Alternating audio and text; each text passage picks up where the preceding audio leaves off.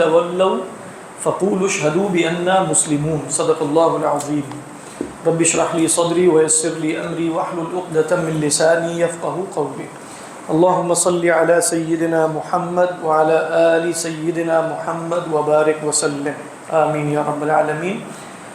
حضرات، تفسیر بجاوی کا مطالعہ جاری ہے۔ سورہ آل عمران میں آیت نمبر 64 پر ہم پہنچ چکے ہیں اللہ کے فضل سے۔ فرمایا فَإِن تَوَلَّوْا عَنِ التَّوْحِيدِ فَقُولُوا اشْهَدُوا بِأَنَّا مُسْلِمُونَ، تو کہہ دو کہ گواہ رہو کہ ہم کیا ہیں، مسلمان۔ اَيْ لَزِمَتْكُمُ الْحُجَّةُ، یعنی مراد یہ ہے کہ بھئی تم پر حجت لازم آ گئی ہے۔ فَاعْتَرِفُوا بِأَنَّا مُسْلِمُونَ دُونَكُمْ، تو پس اعتراف کر لو کہ ہم فرما بردار ہیں تمہیں چھوڑ کے۔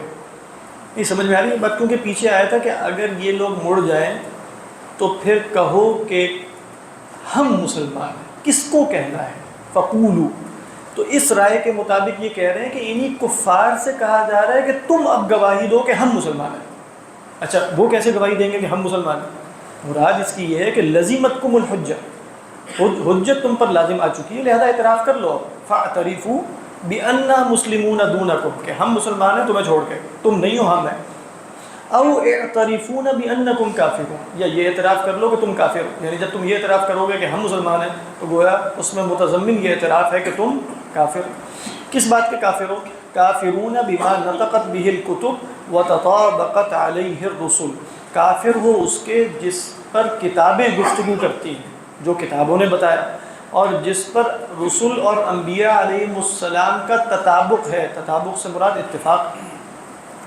تنبیہ، یہ تنبیہ بہت اچھی ہے، یعنی اچھی سے مراد یہ کہ فرما رہے ہیں کہ اللہ تعالیٰ نے وفد نجران سے جو گفتگو کی ہے اس میں کیسے مراتب کا خیال رکھا ہے، یعنی درجہ بدرجہ آگے بڑھے۔ تنبیہ سے مراد یہ ہے انظر الى ما راعى في هذه القصة من المبالغة في الارشاد وحسن التدرج في الحجاج، کہہ رہے ہیں ذرا غور کرو کہ اللہ نے جو رعایت اس قصے میں کی ہے، ارشاد یعنی حق بات کی طرف رہنمائی کرنے میں مبالغہ کیا، اور جھگڑا کرنے میں، حجاج کس کو کہتے ہیں؟ جھگڑے۔ حسن تدرج، کیا خوب درجہ بدرجہ ان سے کلام کیا، حسن تدرج۔ کیسے؟ بین اولا، سب سے پہلے اللہ نے وضاحت کی ہے احوال عیسیٰ، عیسیٰ علیہ السلام کے احوال کی، وما تعاور علیہ من الاطوار المنافیۃ للالہیہ، اور جو حضرت عیسیٰ پر ایسے اطوار ظاہر ہوئے ہیں۔ تعاور کا مطلب ہوتا ہے لغوی مطلب ایک کے بعد دوسرے کا آنا، طور کہتے ہیں ایک مرحلے کو۔ اب حضرت عیسیٰ علیہ السلام پر کیا مختلف اطوار نہیں گزر رہے؟ پہلے بچے تھے، پھر بڑے ہوئے، نطفہ تھے، اور تو اللہ تعالیٰ فرما رہے ہیں کہ پہلے تو بتایا کہ بھئی دیکھو عیسیٰ علیہ السلام پر غور کرو، ان کے احوال پر، وما تعاور علیہ من الاطوار المنافیہ للالہیہ، اور ان پر جو مختلف حالات آئے جو منافی ہیں الوہیت کے، کیونکہ الہ تو اس طریقے پر درجہ بدرجہ مختلف اطوار و احوال سے نہیں گزرتا۔ اطوار ثم ذکر، اس کے بعد اللہ نے کیا کیا؟ پہلے تو یہ کیا، اس کے بعد ذکر ما یحل عقدتہم وَيُزِيحُ شُبْهَتَهُ، پھر اللہ تعالیٰ نے وہ بات ذکر کی کہ جو ان کے عقدہ کو، ان کی گرہ کو کھول دے اور ان کے شبہ کو باطل کر دے۔ وہ بات کیا تھی؟ اِنَّ مَثَلَ عِیسَىٰ عِندَ اللَّهِ كَمَثَلِ آدَمَ، پہلے تو حضرت عیسیٰ کے احوال بیان کیے، دیکھو بچپن میں، پھر بڑے ہوئے، پھر انہوں نے اپنی قوم سے یہ کہا، پھر یہ ہوا، پھر قوم نے انہیں سولی پر چڑھانے کی کوشش کی، وَمَكَرُوا وَمَكَرَ اللَّهُ، پھر اس کے بعد اللہ نے ایک ایسی بات ذکر کر دی جس سے ان کا پورا عقدہ ہی کھل جائے۔ یحل عقدتہم ویزیح شبہتہم، وہ کیا تھا؟ وہ یہ ہے۔ اچھا، پھر بھی باز نہیں آئے تو آگے کیا فرمایا؟ فلما رأى عنادہم ولجاجہم دعاہم الی المبالغۃ بنوع من الاعجاز، تو جب اللہ نے دیکھا کہ وہ عناد ان کا ختم نہیں ہو رہا اور ان کا جھگڑا چھوڑ نہیں رہے، تو انہیں بلایا مباہلے کی طرف۔ مباہلہ کیا تھا؟ وہ بھی ہم پڑھ چکے۔ فإن حاجك فيه من بعد ما جاءك من العلم فقل تعالوا ندعو أبناءنا إلى آخره۔ بنوع من الاعجاز، کہتے ہیں ایک ایسے طریقے پر بلایا جس میں خود اعجاز تھا، یعنی معجزہ ہونا۔ معجزہ ہونا کیا تھا؟ کہ وہ مقابلے میں نہیں آئیں گے، یہ بات پہلے سے ہی معلوم تھی، وہ اس تحدی کا جواب نہیں دیں۔ اچھا، کہتے ہیں ثم لما اعرضوا عنها، جب انہوں نے اس سے اعراض کیا، کس سے؟ کہ ہم مباہلہ نہیں کریں گے، وَانْقَادُوا بَعْضَ الْإِنْقِيَادِ، اور تھوڑا سا جھکے. یہ تھوڑا سا جھکنا کیسے ہے؟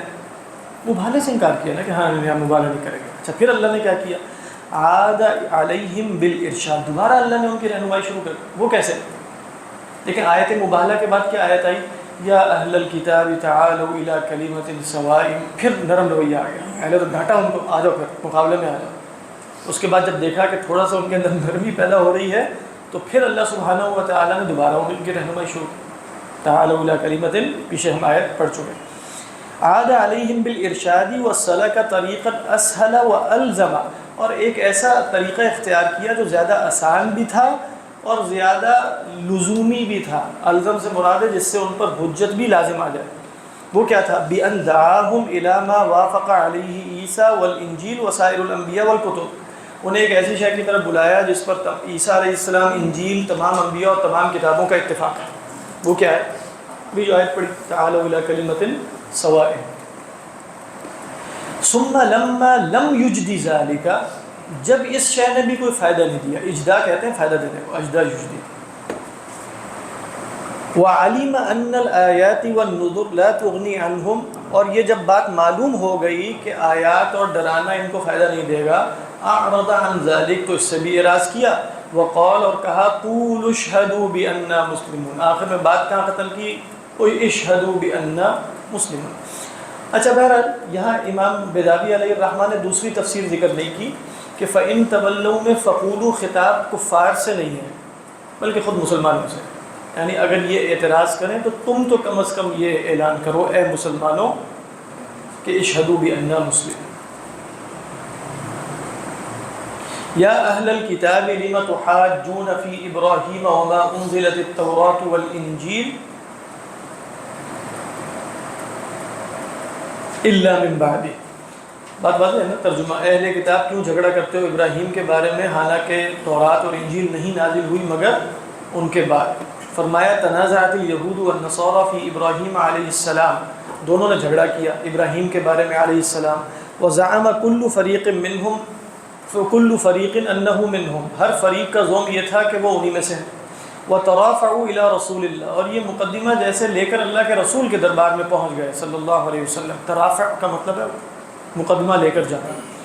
فنزلت، تو یہ آیت نازل ہو گئی. کون سی؟ جو ابھی ہم نے پڑھی ہے. والمعنی ان الیہودیۃ والنصرانیۃ حدثتا بنزول التوراۃ والانجیل علی موسیٰ وعیسیٰ علیہم السلام وکان ابراہیم قبل موسیٰ بألف سنۃ وعیسیٰ بألفین فکیف یکون علیہما.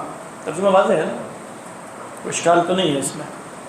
بھئی یہ سب بعد میں نازل ہوئی ہیں تو حضرت موسیٰ اور عیسیٰ میں حضرت موسیٰ اور ابراہیم میں تو فاصلہ ہے 1000 سال کا. حضرت عیسیٰ اور حضرت ابراہیم میں فاصلہ ہے 2000 برس. حضرت ابراہیم کی پیدائش کا جو سن بتایا جاتا ہے تورات کے مطابق وہ ہے 1985 قبل مسیح. ٹھیک، قبل مسیح. افلا تعقلون فتدعون المحال، کہہ رہے کہ عقل سے کام نہیں لیتے تو تم محال کا دعویٰ کرتے ہو. تدعون المحال. اس کے بعد فرمایا ہا انتم ہؤلاء حاججتم فیما لکم بہ علم فلم تحاجون فیما لیس لکم بہ علم. یہ تم ہی تو ہو. ابھی دیکھیں حضرت بیضاوی یہاں ترجمہ کریں گے یہ تم ہی وہ بے وقوف ہو. بے وقوف کا مفہوم وہ کہتے ہیں کہ انتم کی خبر جو ہؤلاء آئی ہے نا اس وجہ سے پیدا ہوا ہے. یعنی جب آپ کہیں گے یہ تم ہی ہو، یہ تم ہی وہ ہو، تم ہی یہ ہو، تو اس میں کبھی تحقیر ہوتی ہے کبھی عظمت ہوتی ہے. ایسا ہی ہوتا ہے. یعنی آپ بھی اردو میں کہیں گے کسی کو سامنے یہ تو وہ صاحب ہے، یہ تو یہی ہیں یا وہ ہیں، یہ تو وہ صاحب ہے، تو مراد یہ ہے کہ یہ بڑے عظیم صاحب ہیں. اور کبھی تحقیر کے لیے کہا جاتا ہے یہ تو وہ ہے، یعنی پاگل ہے. تو یہاں وہ فرما رہے ہیں ہا انتم ہؤلاء میں انتم مبتدا ہؤلاء خبر. ابھی ہم پڑھیں گے. یہ ترکیب بتا رہی ہے انتم ہؤلاء الحمقى، تم وہ بے وقوف. اور ہا شروع میں تنبیہ کے لیے. ہا کیا؟ تنبیہ. فرماتے ہیں ہا حرف تنبیہ. تنبیہ کس کو کہتے ہیں؟ خبردار کرنا، جگانا. ویسے لغوی مطلب ہوتا ہے سوتے ہوئے کو جگانا. تنبیہ. آج کل جو الارم ہوتا ہے عربی زبان میں اس کو منبہ کہتے ہیں. منبہن، تو الارم کیونکہ وہ جگاتا ہے، تنبیہ دیتا ہے. تو فرمایا ہا حرف تنبیہ نبہوا بها علی حالہم التی غفلوا عنہا. اس کے ذریعے ان کی تنبیہ ان کی اس حالت پر کی گئی ہے جس سے وہ غفلت میں. وَأَنْتُمْ مُبْتَدَى وَهَؤُلَاءِ خَبَرُهُ وَحَاجَجْتُمْ جُمْلَةٌ أُخْرَى مُبَيِّنَةٌ لِلْأُولَى أي أَنْتُمْ هَؤُلَاءِ الْحَمْقَى. کہہ رہے ہیں یہ جو انتم ہے نا، ہا کے بعد ہا تو ہو گئی تنبیہ، اس کے بعد انتم کیا ہے؟ مبتدا. ہؤلاء کیا ہے؟ خبر. وحاججتم کیا ہے؟ ایک اور خبر ہے، جملہ اخرى ہے، جملہ اخرى ہے. کیا مطلب؟ ہا انتم، انتم ہؤلاء، انتم حاججتم. ٹھیک ہے. اور یہ جملہ پہلے کی وضاحت کر رہا ہے، یعنی پہلے انتم ہؤلاء تو سوال پیدا ہوگا کون ہؤلاء؟ حاججتم، تم نے جھگڑا کیا. اچھا، اس کے بعد فرمایا وَبَيَانُ حَمَاقَتِكُمْ، تمہاری حماقت کا بیان یہ ہے أَنَّكُمْ جَادَلْتُمْ فِي مَا لَكُمْ بِهِ عِلْمٌ مِمَّا وَجَدْتُمُوهُ فِي التَّوْرَاةِ وَالْإِنْجِيلِ عِنَادًا أَوْ تَدَّعُونَ وُرُودَهُ. تمہاری حماقت یہ ہے کہ تم نے جھگڑا کیا اس بارے میں جس کے متعلق تمہارے پاس علم ہے، جو تم نے تورات اور انجیل میں پایا، اور یہ جھگڑا بھی عناداً ہی کیا تھا. یا تم دعویٰ کرتے ہو کہ کچھ علم وارد ہوا ہے ان کے متعلق ہمارے پاس. کیا مطلب ہے؟ دیکھیں یہ جو اللہ فرما رہے ہیں کہ ہا انتم ہؤلاء حاججتم فیما لکم بہ علم، تو کہا کہ جس کے متعلق کچھ علم ہے تمہارے پاس نکرہ ہے. اچھا، کچھ علم میں دو معنی ہو سکتے ہیں. اچھا، کچھ علم ہے تو جھگڑا ٹھیک کر رہے ہو، نہیں جھگڑا تو پھر بھی عناداً ہی کر رہے ہو، لہذا آ گیا ہے عناداً. یا علم ہے نہیں لیکن تدعون ورودہ، تمہارا دعویٰ یہ ہے کہ کچھ علم ہمارے پاس وارد ہوا ہے. اس کے بعد فرمایا فَلِمَ تُجَادِلُونَ فِي مَا لَا عِلْمَ لَكُمْ بِهِ وَلَا ذِكْرَ فِي كِتَابِكُمْ مِنْ دِينِ إِبْرَاهِيمَ. کہنا پھر کیوں جھگڑا کرتے ہو جس کے متعلق تمہارے پاس کچھ علم ہے ہی نہیں اور نہ تمہارے کتابوں میں دین ابراہیم کا کوئی ذکر پایا گیا. وَقِيلَ هَؤُلَاءِ بِمَعنَى الَّذِينَ. اچھا، اب یہ بات ترجمہ تو وضاحت ہو گئی. اب ایک نحوی ترکیب اور بتا رہے ہیں. ہم نے ترکیب کیا کی تھی؟ انتم هؤلاء، انتم مبتدا، هؤلاء خبر. کہہ رہے ہیں ہؤلاء کئی دفعہ ہے تو اس میں اشارہ نا، ہؤلاء الذین کے معنی میں بھی آ جاتا ہے، تب بھی مبتدا خبر ہی ہوگی، تو اصل میں بنے گا انتم الذین. اچھا، الذین کے بعد پھر حاججتم، پہلے ہم نے ترکیب کی تھی کہ ایک نیا جملہ ہے جو پچھلے جملے کی وضاحت کر رہا ہے. اب ترکیب یہ بنے گی کہ الذین کا صلہ، بات واضح، الذین کا صلہ ہو جائے گا. تو کیا فرماتے ہیں؟ وقیل ہؤلاء بمعنی الذین وحاججتم صلتہ، اور حاججتم کیا جملہ بنے گا پھر اس کا؟ صلہ. اب ذرا آ جائیں، اچھا ابھی قرات اب آگے آ رہی. وقیل ہا انتم اصلہ انتم. کہہ رہے ایک رائے یہ بھی ہے کہ ہم نے تو ہا کے بارے میں بتایا تھا نا کہ ہا حرف تنبیہ ہے. ایک رائے یہ بھی کہی گئی، قیلہ کہہ کر بتا رہے ہیں کہ رائے ضعیف ہے، لیکن کہی گئی ہے کہ ہا انتم اصل میں کیا تھا؟ انتم، یعنی ہا حمزہ سے بدلا ہوا ہے اور حمزہ استفہام کا تھا. ہا انتم اصل میں انتم ہا، کیا تم وہ ہو. اب ترجمہ یہ نہیں ہوگا کہ تم ہی تو ہو، بلکہ ترجمہ ہے کیا تم وہ ہو.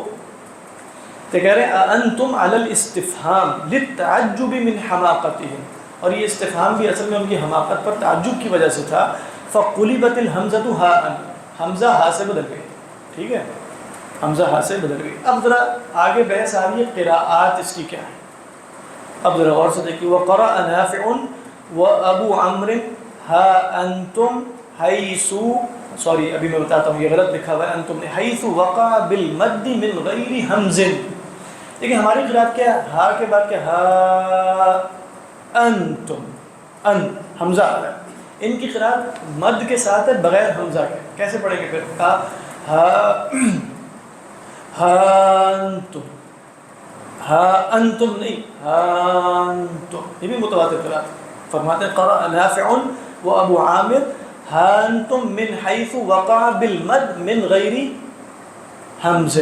اس کے بعد وورش اقل مدا، کہہ رہے ہیں ورش نے بھی اسی طرح پڑھا ہے مد کے ساتھ ہان، لیکن مد کم کی ہے، وہ لمبی مد ہے اس میں. ہان تو انہوں نے ہان تو مد کم.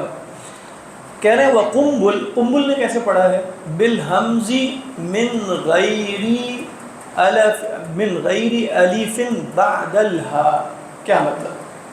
ہماری قرات کیا ہے؟ ہا انتم، ہا کے بعد کیا ہے؟ الف. قنبل نے کیسے پڑھا ہے؟ الف ہٹا دی، ہا انتم. بات واضح ہو گئی. یعنی ہا کے بعد الف نہیں ہے، ڈائریکٹ کیا ہے؟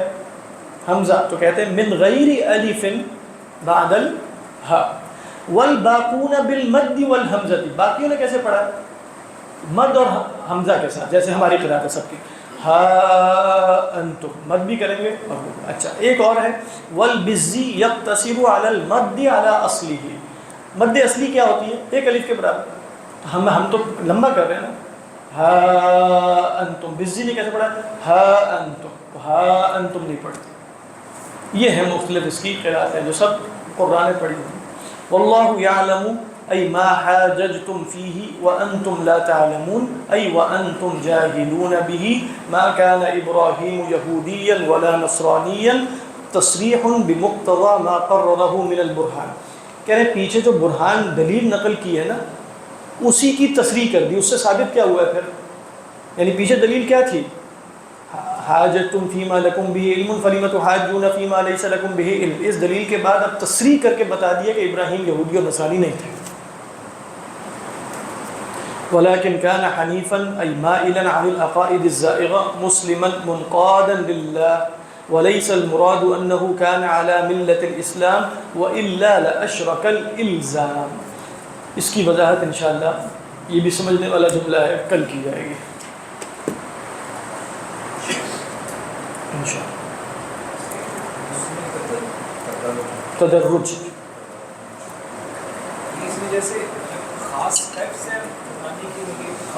مراد یہ ہے کہ جیسے جب آپ کسی سے گفتگو کر رہے ہوتے ہیں تو مختصر حال کے مطابق دیکھتے ہیں کہ اچھا اس وقت یہ سخت ہے تو اس سے ذرا سخت بات کی جائے، اس وقت یہ تھوڑا سا نرم پڑ رہا ہے دوبارہ تو ذرا ہم بھی نرمی اختیار کریں۔ تو کہہ رہے ہیں اللہ نے پہلے جیسے حضرت عیسیٰ کی حقیقت بیان کی تو سب بیان کر دیے کہ وہ الہ نہیں ہو سکتے، اور پھر جب وہ اپنے جھگڑوں سے باز نہیں آئے اچھا اس کے بعد ایک دلیل نقل کی ان مسئلہ عیسیٰ، جب دیکھا کہ جھگڑوں سے باز نہیں آ رہا ہے تو اللہ نے کہا ٹھیک ہے تو مبالغہ کر لو، پھر جب دیکھا کہ مبالغے سے وہ ہٹ گئے تو تھوڑی سی نرمی تو دکھائی نا، تو پھر اللہ نے گویا ان کے لیے ایک نرم رویہ اختیار کیا، یا اہل الکتاب تعالوا الی کلمۃ، تو یہ حسن تدرج